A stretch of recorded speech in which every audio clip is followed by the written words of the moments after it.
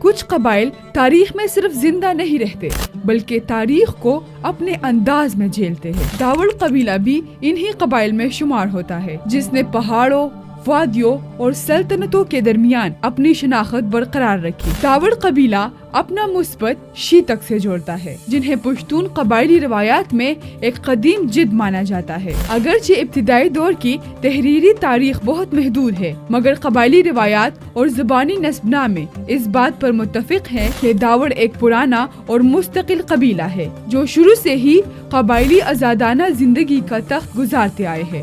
ابتدائی طور پر داوڑ قبیلے کا مسکن شوال کا علاقہ تھا جو موجودہ وزیرستان کے پہاڑی سلسلوں میں شامل ہے۔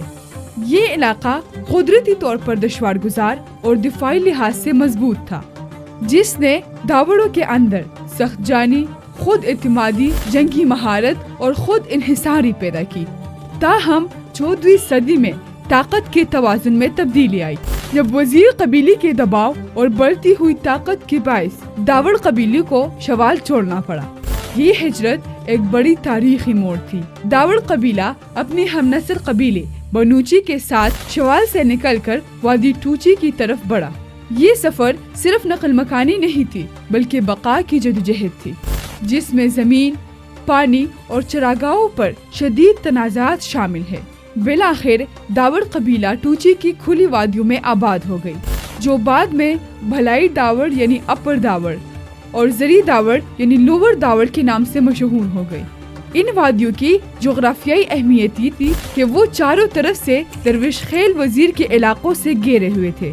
یہی درویش خیل اپر داوڑ اور لوور داوڑ کے درمیان قدرتی حد بھی بنتے تھے جبکہ ان کے شاخ محمد خیل کے کچھ گاؤں تغرئی اور تنکرئی کے علاقے میں واقع تھے۔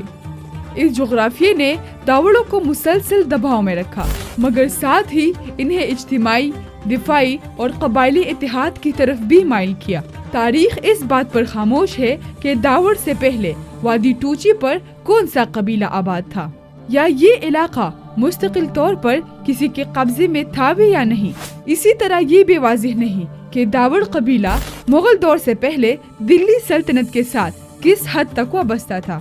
یہ خلا اس بات کی نشاندہی کرتا ہے کہ داوڑ قبیلہ زیادہ تر ریاستی نظام سے باہر ایک خود مختار قبائلی اکائی کے طور پر زندہ رہا۔ داوڑ قبیلے کی تاریخ میں مغل دور ایک اہم مگر عارضی مرحلہ ثابت ہوا۔ 1696 میں مغل شہزادی بہادر شاہ اور اورنگزیب کی بیٹی نے بنو فتح کیا۔ اس کے بعد سید حسین کو داوڑ کا گورنر مقرر کیا گیا اور قبیلے پر سالانہ 12,000 روپے خراج عائد کیا گیا۔ یہ مغل سلطنت کی جانب سے داوڑوں کو باقاعدہ طور پر زیر اثر لانے کی کوشش تھی، تاہم یہ اقتدار مضبوط بنیادوں پر قائم نہ ہو سکا۔ ابتدائی عرصے میں سید حسین نے بڑی مشکل سے اپنی عملداری برقرار رکھی۔ داوڑ قبیلہ وقتی طور پر خراجیں ادا کرتا رہا مگر قبائلی آزادی پر سمجھوتہ کرنے کے لیے تیار نہ تھا، اور جیسے ہی مغل انتظامیہ کمزور پڑی اور سلطنت اندرونی خلفشار کا شکار ہوئی، داوڑ قبیلے نے مغل اقتدار کی بالادستی کو مسترد کر دیا اور دوبارہ اپنی روایتی خود مختاری حاصل کر لی۔ یوں داوڑ قبیلہ مکمل طور پر نہ تو کسی سلطنت میں ضم ہوا اور نہ ہی تاریخ کے کنارے پر چلا گیا۔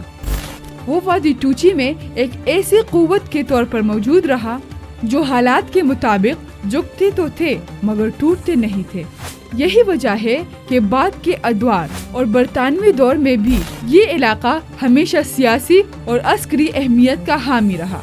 آخر میں سوال یہی بنتا ہے کہ داوڑ قبیلے کی یہ خاموش مگر مضبوط تاریخ آج ہمیں کیا سبق دیتی ہے؟ شاید یہ کہ کچھ قومیں زمین کی مالک نہیں ہوتی بلکہ زمین ان کی پہچان بن جاتی ہے، اور داوڑ قبیلہ اسی پہچان کا نام ہے۔